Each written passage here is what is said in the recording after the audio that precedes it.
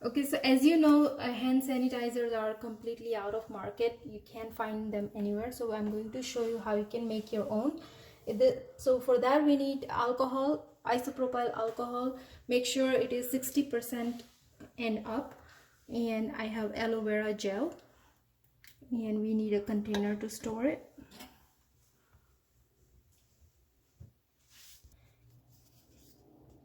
Okay, so I'm going to use 2 tablespoons of gel.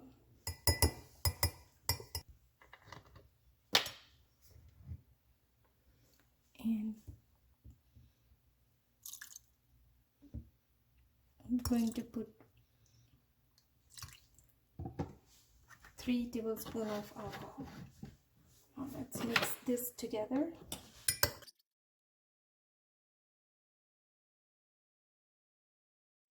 Completely mix it, and then we're going to store this into this container here.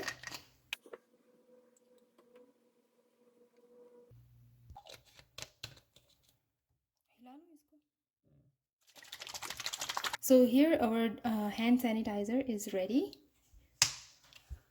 So you can see the consistency is just perfect, and then you can clean your hands on the go.